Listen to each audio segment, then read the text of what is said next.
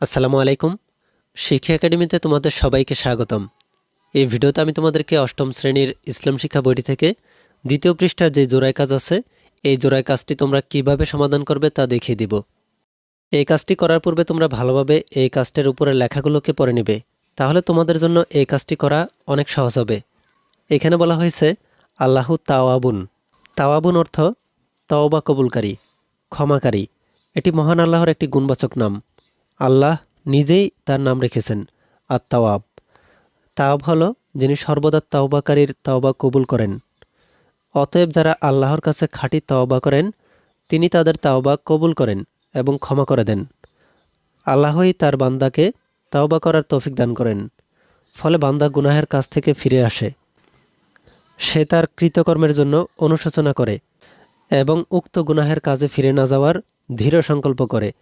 আর এভাবে বান্দা যখন খাঁটি তওবা করে, তখন আল্লাহ তার পূর্বের গুনাহ মাফ করে দেন।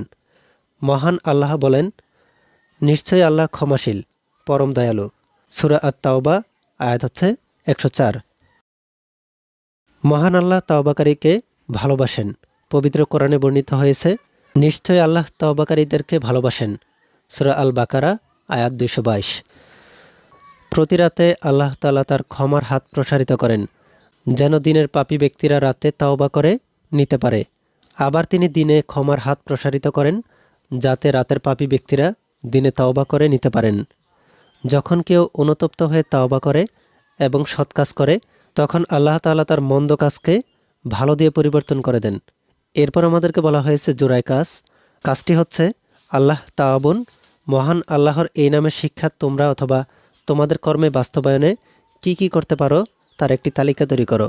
আমি তোমাদেরকে এই কাজটি কিভাবে সমাধান করবে তার একটি নমুনা উত্তর দেখিয়ে দিচ্ছি। তোমরা চাইলে তোমাদের নিজেদের মতো করে এই কাজটির উত্তর লিখতে পারো।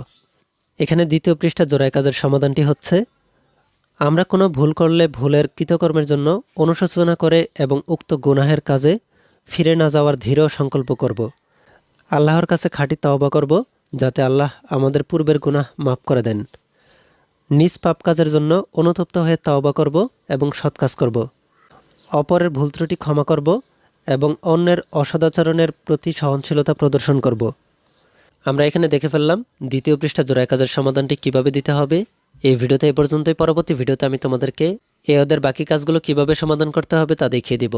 এই ভিডিওটি তোমাদের কাছে ভালো লাগলে ভিডিওটিতে একটি লাইক দিয়ে দাও, আর পরবর্তী সকল ভিডিওগুলো পাওয়ার জন্য আমাদের এই চ্যানেলটিকে এখনই সাবস্ক্রাইব করে রাখো।